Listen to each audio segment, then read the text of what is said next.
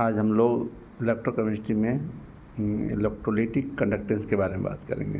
तो पहले electric conductance के बारे में जानने के पहले हम लोग सबसे पहले कंडक्टर क्या है, कंडक्टर कितने टाइप से होता है, और तब उसके बाद इलेक्ट्रिक कंडक्टर कौन सा फैक्टर इफेक्ट करता है, इसके बारे में हम जानने की कोशिश करेंगे।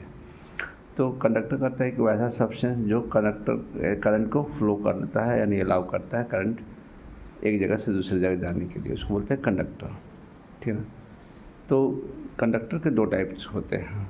एक कंडक्टर होता है मेटालिक कंडक्टर, यानी वायर हो गया कॉपर का, एल्युमिनियम का, ठीक ना, क्रोमियम का, जिसका भी मेटल का हो गया। मेटल में फ्री इलेक्ट्रॉन्स है, वो कंडक्टर इलेक्ट्रॉन की वजह से होता है, तो एक मेटालिक कंडक्टर हो गया। दूसरा हो गया इलेक्ट्रोलाइटिक कंडक्टर।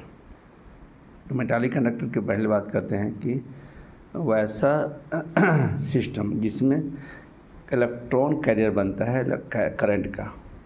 ठीक है, इलेक्ट्रॉन एक जगह से दूसरी जगह जाता है और करंट को फ्लो होता है, तो उसको बोलते हैं मेटालिक कंडक्टर। मेटालिक कंडक्टर में देखा गया है कि कोई चेंज नहीं होता है, कोई फिजिकल चेंज नहीं होता है, केमिकल चेंज नहीं होता है, उसमें कोई कंपाउंड नया नहीं बनता है।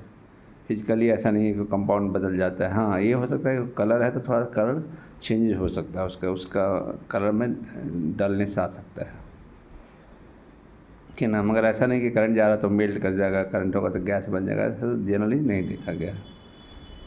तो कहता है कि अब टेम्परेचर बढ़ने में मेटालिक कंडक्टर में क्या हो जाता है कि उसमें आपको कहा गया है कि टेम्परेचर बढ़ाने पे उसका कर्नल जो होता है उसका वाइब्रेशन बढ़ जाने की वजह से उसके करंट में ऑब्स्टेकल आ जाता है।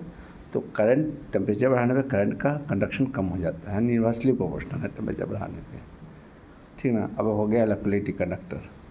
इलेक्ट्रोलाइटिक कंडक्टर हो गया तो इलेक्ट्रोलाइटिक कंडक्टर में कहता है कि वैसा सब्सटेंस जो इलेक्ट्रिसिटी कंडक्ट करे मोल्टेन और एक्वस मीडियम में, उसको बोलते हैं मेटालिक इलेक्ट्रोलाइटिक कंडक्टर। ठीक ना, यानी कहने का मतलब जो मोल्टेन है यानी पिघला हुआ चीज़ में या पानी में डाल देने पर करंट जो फ्लो करे उसको बोलते हैं इलेक्ट्रोलाइटिक कंडक्टर।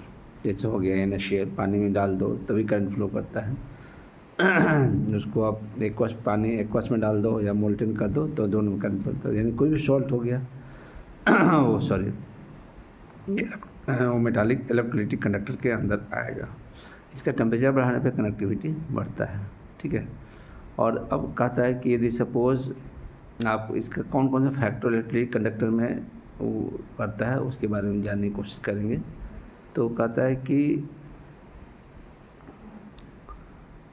3 होता है। एक तो होता है सोल्वेशन, एक होता है विस्कोसिटी, और एक होता है आपका आयन